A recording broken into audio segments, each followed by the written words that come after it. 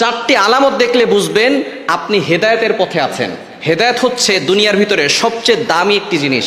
যদি আমরা হেদায়েতের পথে না থাকতে পারি, সঠিক পথে যদি আমরা না থাকতে পারি, তাহলে আমাদের মতো হতবাগার কপাল পোড়া কেউ হবে না।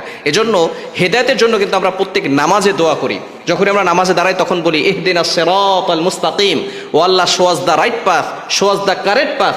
আল্লাহ আমাকে সঠিক পথ দেখান, আল্লাহ আমাকে সঠিক রাস্তা দেখান। এজন্য হেদায়েত হচ্ছে অনেক বড় একটি দামি জিনিস। এই হেদায়েত যারা না পায় তাদের দুনিয়াতেও অশান্তি, আখেরাত চিরস্থায়ীভাবে জাহান্নাম। এজন্য অবশ্যই সবসময় হেদায়েতের পথে থাকতে হবে।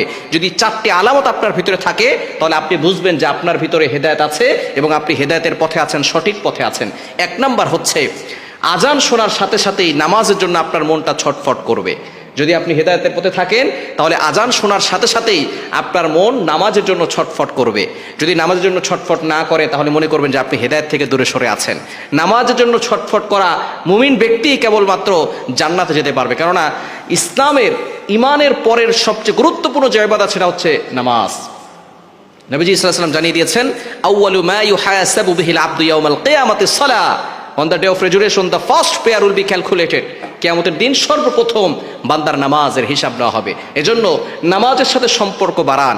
নবীজি সাল্লাল্লাহু আলাইহি ওয়াসাল্লাম জানিয়ে দিয়েছেন, বুখারী শরীফের 1423 নম্বর হাদিস, এখানে 7 শ্রেণীর কথা বলেছেন যারা কিয়ামতের ময়দানে, in the day of judgement, কিয়ামতের ময়দানে আরশে আজিমের নিচে ছায়া পাবে। তার ভিতরে 1 নম্বর হচ্ছে ওয়া রাজুলুন কলবুহু মুআল্লাকুন ফিল মাসাজিদ, যাদের অন্তরটা সব সময় মসজিদের সাথে লেগে থাকে। মসজিদের সাথে যারা অন্তরটাকে লাগিয়ে রাখবে, আল্লাহ পাক রব্বুল আলামিন কিয়ামতের ময়দানে তাদেরকে আরশে আজিমের নিচে ছায়া দান করবেন এবং তারা সঠিক পথে থাকবে, হেদায়েতের পথে থাকবে। এজন্য যখনই আজান দিবে সাথে সাথে আপনি নামাজের জন্য চলে যাবেন। 1 নম্বর হচ্ছে আজান দেওয়ার সাথে সাথে যার মনটা নামাজের দিকে ছটফট করে, নামাজ না পড়তে পারলে ভালো লাগে না, সে হেদায়েতের পথে আছে। 2 নম্বর হচ্ছে যাদের কোরআন তেলাওয়াত শুনতে খুব মজা লাগে। কোরআন তেলাওয়াত হচ্ছে এমন একটি কোরআন, এই কোরআনের ভিতরে মুজিজা রয়েছে। এখনো একেবারে ছোটবেলা থেকে এই পর্যন্ত সূরা ফাতিহা প্রত্যেক নামাজে পড়ি, প্রত্যেক নামাজে সূরা ফাতিহা পড়ি। ইমাম সাহেব সূরা ফাতিহা পড়েন, যেখানে আওয়াজ দিয়ে পড়েন, প্রত্যেক নামাজে সূরা ফাতিহা আমরা শুনি, কিন্তু তারপর আজ পর্যন্ত কোনো অভক্তি আসে নাই। এটাই হচ্ছে পবিত্র কোরআনুল কারীমের অত্যন্ত বড় মুজিজা, বড় গুরুত্বপূর্ণ মুজিজা হচ্ছে এই কোরআন যতই শুনে ততই ভালো লাগে।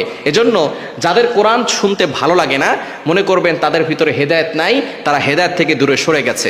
এজন্য যদি আপনার কোরআন শুনলে ভালো লাগে, অন্তর পরিষ্কার হয়, কোরআন শুনলে ঈমান বেড়ে যায়, তাহলে মনে করবেন যে আপনি হেদায়েতের পথে আছেন, আপনি সঠিক পথে আছেন। 3 নাম্বার হচ্ছে যাদের গান শুনতে ভালো লাগে না, অন্যায় কাজ করতে, অশ্লীল কাজ করতে ভালো লাগে না, এরপরে গোপন পাপ করতে ভালো লাগে না, এটা মনের ভিতরে সায় দেয় না, মন তার থেকে দূরে সরে যায়, তারা হেদায়েতের পথে আছেন। এজন্য অনেক যুবক আবার এমন আছে নামাজও পড়ে আবার গান শোনে। মনে রাখবেন, গান শুনবেন না, এই গান মানুষকে হেদায়েতের থেকে দূরে সরিয়ে দেয়। এজন্য গান বাজনা, এই অশ্লীল কাজ, অশ্লীল দৃশ্য, এগুলো দেখা শোনা মানুষের ঈমান ধ্বংস করে দেয়, মানুষের হেদায়েত থেকে তাকে দূরে সরিয়ে দেয়।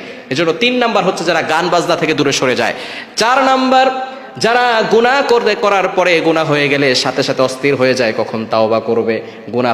গুনাহ হয়ে যাওয়ার সাথে সাথে তারা তাওবা করে, তাদেরকে আল্লাহ পাক রব্বুল আলামিন হেদায়েতের পথে রাখেন। আত-তাইবু মিনাজ যামবি কামাল্লা যামবালা, গুনাহ হয়ে যাবে ওই ব্যক্তি, যে ব্যক্তি গুনাহ করার পরে সাথে সাথে তাওবা করে, গফিরা লাহু মা তাকাদ্দামা মিন যামবি, all previous sins will be forgive, তার পিছনের সব গুনাহ আল্লাহ পাক রব্বুল আলামিন ক্ষমা করে দেন। এজন্য গুনাহ হয়ে যাবে। কুল্লু বানি আদম খাত্তাউন ওয়া খায়রুল খাত্তাইন আত-তাওয়াবিন, প্রত্যেকটা বনি আদমই গুনাহগার, তবে ওই গুনাহগার আল্লাহর কাছে সবচেয়ে বেশি প্রিয় যে গুনাহ হয়ে যাওয়ার সাথে সাথে আল্লাহর কাছে তাওবা করে। এজন্য যারা গুনাহ হয়ে যাওয়ার সাথে সাথে তাওবা করে তারা হেদায়েতের পথে আছে। এই 4টি কাজ করলে যদি আপনার ভিতরে থাকে, মনে করবেন আপনি হেদায়েতের সঠিক পথে আছে।